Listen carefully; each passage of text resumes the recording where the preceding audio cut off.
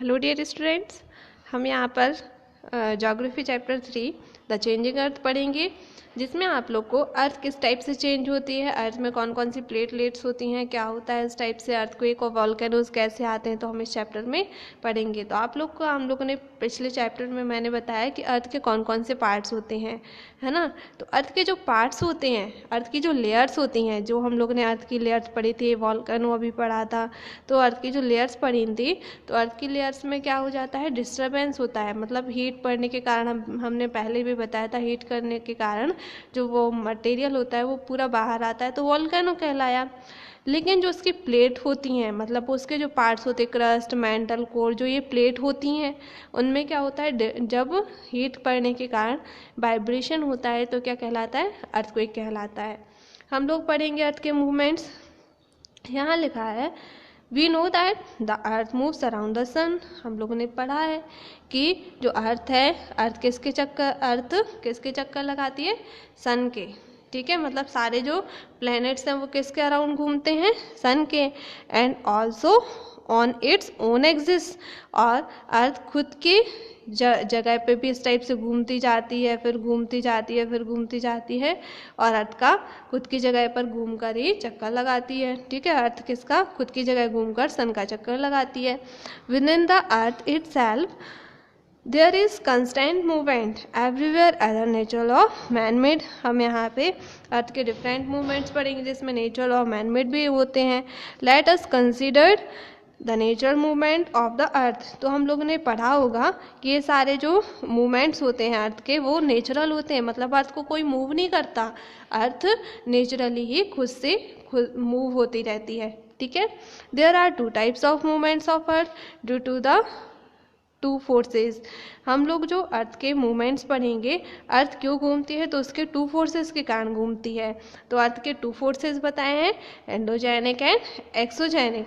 Endogenic forces क्या होते हैं, जो अर्थ के इंटीरियर पार्ट्स में होते हैं, वो एंडोजेनिक फोर्सेस कहलाते हैं, जिसमें अर्थक्वेक और वॉल्केनो, मतलब अर्थ के जो अंदर होते हैं। ठीक है, अर्थ के अंदर जो वॉल्केनो और अर्थक्वेक आते हैं वो कौन से हो जाएंगे, एंडोजेनिक। ठीक है, और एक्सोजेनिक कौन से होते हैं, जो अर्थ के सरफेस पे होते हैं। लिखा है the forces which work of the surface.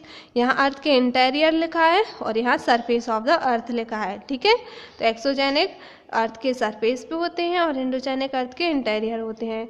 अब अर्थ के सरफेस पे कौन से होते हैं, जैसे सॉइल इरोजन, है ना, depositional activities of winds, ice and rivers, है ना। तो ये ऊपर ऊपर होते हैं, मतलब अर्थ के अंदर होते हैं, जो मतलब जो लेयर होती हैं जमीन के अंदर होते हैं। ठीक है, अर्थ में जमीन के जो अंदर होते हैं वो एंडोजेनिक, और जो हम लोग लैंड है या ऊपर जो रह रहे हैं तो उसके ऊपर जो होते हैं वो एक्सोजेनिक।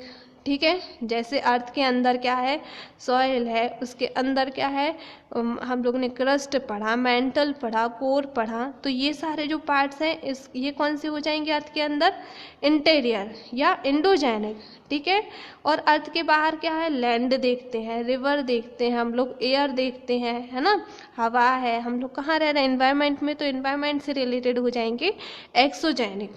ठीक है, अब यहाँ पे हम मूवमेंट्स पढ़ेंगे।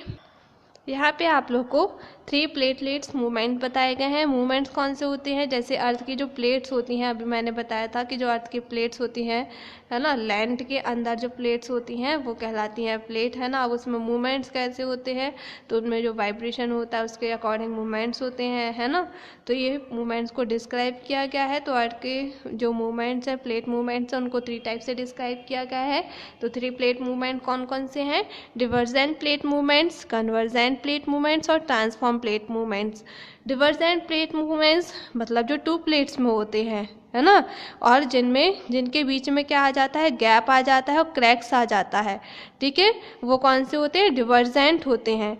जैसे यहाँ पे लिखा है मैग्मा है, ठंडा हो रहा है, तो बीच में क्या आ जाता है, जैसे गैप आ जाता है, या उसमें डिफरेंस आ जाता है, क्रैक्स आ जाता है, बीच में दरार टाइप की आ जाती है, तो कौन सा हो जाएगा, डिवर्जेंट प्लेट मूवमेंट्स।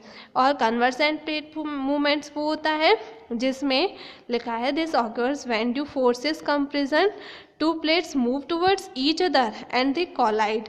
मतलब क्या हो जाता है, जो कॉन्टिनेंटल प्लेट्स होती हैं वो क्या हो जाती हैं, एक दूसरे पर आ जाती। जैसे हम लोग मूवमेंट्स देख रहे हैं तो जब हिलती हैं तो क्या हो जाती हैं, एक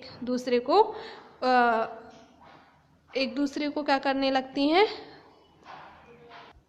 एक दूसरे से जुड़ जाती है। जैसे आप लोग ये देख रहे हो, ठीक है। अभी मैंने आप लोग को समझाया डिवर्जेंट मूवमेंट, तो डिवर्जेंट मूवमेंट में ये सारी प्लेट्स हैं, ठीक है। इन दोनों में क्या चल रहा है, मूवमेंट चल रहा है, मतलब ये हिल रही हैं, ठीक है। ये दोनों हिल रही हैं तो बीच में क्या आ जाती है, दरार आ गई, ठीक है। तो ये कौन सा हो गया, डिवर्जेंट हो गया। लेकिन ये जो कन्वर्जेंट प्लेट मूवमेंट है, तो कन्वर्जेंट प्लेट मूवमेंट में ये सारी प्लेट्स क्या हो रही है, हिल रही हैं। लेकिन हिलने के कारण क्या हो रही है, एक दूसरे से ज्वाइंट हो गई हैं, तो ये कौन सा हो जाएगा, कन्वर्जेंट प्लेट मूवमेंट हो जाएगा, ठीक है। और ट्रांसफॉर्म प्लेट मूवमेंट्स कौन सा होता है, जिसमें to plates slide each other, मतलब टू प्लेट्स क्या हो जाती हैं, गैप करके आगे पीछे खिसक जाती हैं, ठीक है, स्लाइड मोशन में आ जाती हैं, तो कौन सा हो जाएगा, ट्रांसफॉर्म प्लेट मूवमेंट्स, है ना। जिनके कारण क्या होते हैं, अर्थक्वेक्स आते हैं, ठीक है। ये सारी जो प्लेट्स हैं ये खिसक जाती है, तो इनके कारण क्या हो जाती है, हमारी अर्थ पर वाइब्रेशन होता है, जिसके कारण क्या होता है, अर्थक्वेक्स आते हैं। अब यहाँ पर आप लोग को कन्वर्जेंट प्लेट मूवमेंट के बारे में बताया, तो कन्वर्जेंट फिर से क्वेश्चन क्योंकि आया है तो हम लोग यहाँ पे समझेंगे। कन्वर्जेंट प्लेट मूवमेंट वो होता है जिसमें क्या होता है, कंप्रेशन होता है टू प्लेट्स का, जिसमें ये क्या होती हैं, एक दूसरे से ज्वाइंट हो जाती हैं, है ना, एक दूसरे से ज्वाइंट होकर कोलाइड करती हैं, तो ये कौन सा कहलाता है, कन्वर्जेंट प्लेट मूवमेंट, ठीक है। यहाँ पे हम पढ़ेंगे फॉल्टिंग क्या होता है। तो फॉल्टिंग मतलब होता है when two plates move apart from each other, a force of tension is created, as a result crust gets cracked. This process of displacement of rocks strata on each other, displacement of strata each sides of cracks creates faults, it is called faulting. मतलब देखो, जब क्या होता है, आप लोगों ने कोई पत्थर देखा होगा, ठीक है, तो पत्थरों के बीच में यदि मान लो हम दो पत्थरों को क्या कर दें, किसी चीज़ से जोड़ दें, ठीक है, तो क्या होगा, यदि उन पे वो फोर्स पड़ेगा, दबाव पड़ेगा, हम लोग उस पर कुछ चीज़ रखेंगे, ठीक है। हम लोग ने दो पत्थर लिए और दोनों पत्थर को फेविक्विक से किसी चीज़ से हम लोग जोड़ दें, सीमेंट वगैरह से, किसी भी हैवी चीज़ से उसको जोड़ दें, और हम बीच में कुछ रखने की कोशिश करें, तो क्या होगा, उसमें क्या आ जाएगा, क्रैक आ जाएगा, ठीक है। तो उस पर दबाव पड़ने के कारण क्रैक आ जाएगा, और यही क्रैक के कारण इसे क्या बोलते हैं, फॉल्टिंग बोलते हैं, ठीक है। तो यहाँ पे यही लिखा है, जब टू प्लेट्स के बीच में क्या हो जाता है, प्रेशर पड़ता है, तो इसमें क्या आ जाता है, क्रैक आ जाता है, जिससे क्या बोलते हैं, फॉल्टिंग बोलते हैं, ठीक है। तो यहाँ लिखा है other sides of the crack creates faults, और इसके कारण है ना क्या आ जाता है, फॉल्ट आ जाता है, इसलिए इसे क्या बोलते हैं, फॉल्टिंग बोलते हैं, ठीक है। अब वॉल्केनो क्या होते हैं, तो वॉल्केनो, जब यहाँ पे आप लोग को हमने पहले भी बता चुका है, वॉल्केनो वो होते हैं जब अर्थ में जो कोर पार्ट होता है उसमें हीट और प्रेशर के कारण जो मैग्मा और लावा होता है वो ऊपर साइड पिघलने लगता है, वो क्या कहलाता है, वॉल्केनो कहलाता है। लेकिन इसमें पूछा है आप लोग को वेंट क्या है, तो आप लोग को बता दें, in a past volcano was known as the mountain on fire। तो जब हम लोग देखते हैं तो पहाड़ों पर कोई आग जैसी लगी हुई दिखती है ना, तो हम लोग जब दूर से देखते हैं वॉल्केनो में क्या होता है, पहाड़ों पर कोई आग जैसी जली हुई दिखती है, तो ये कैसी होती है, सर्कुलर मोशन में होती है ना।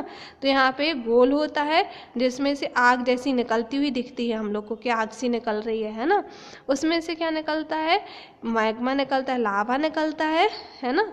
तो ये जो कोन होता है, ये कोन वाला पार्ट होता है जिसमें आग जैसी निकलती हुई दिखती है, ये कोन वाला पार्ट ही क्या कहलाता है, वेंट कहलाता है। जिसमें से गर्म लावा या गर्म जो चीज़ें निकलती है वो क्या कहलाता है, वेंट कहलाता है।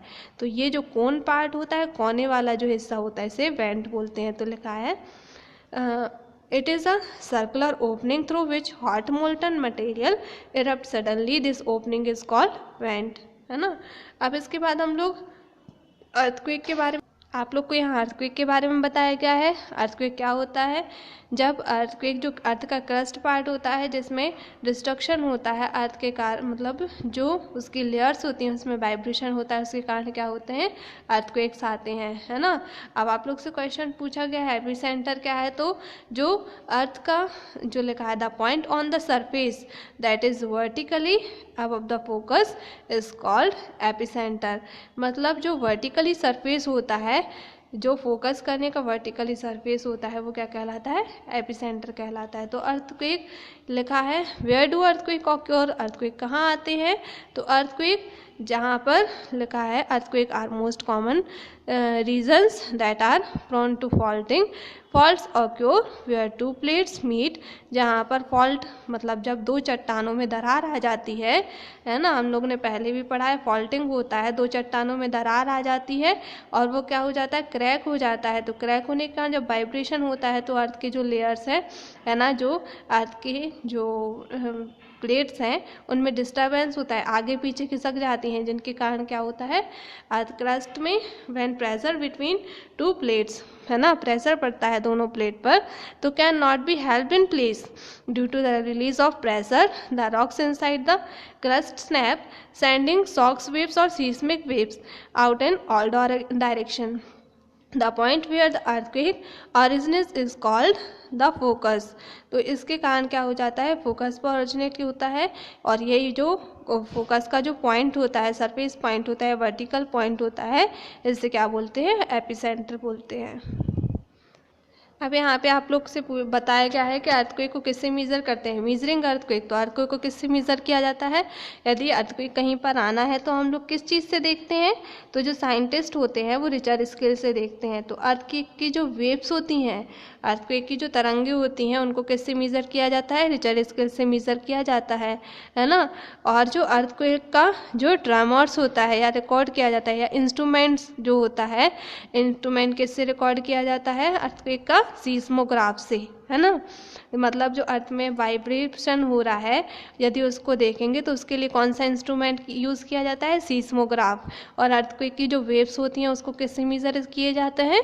रिचर स्केल से। ठीक है, तो यहाँ लिखा है जो साइंटिस्ट होते हैं, है ना, जो साइंस की जो अर्थक्वेक की जो साइंस होती है उसे सीस्मोलॉजी बोलते हैं, और अर्थक्वेक के जो साइंटिस्ट होते हैं उन्हें सीस्मोलॉजिस्ट बुलाते हैं। ठीक है, मतलब अर्थक्वेक की जो मेजर करता है, जो इस अर्थक्वेक से रिलेटेड वर्क करता है, अर्थक्वेक की जांच करता है, उन साइंटिस्ट को क्या बुलाते हैं? सीस्मोलॉजिस्ट बुलाते हैं। ठीक है, तो आप लोग का ये चैप्टर फिनिश हो गया।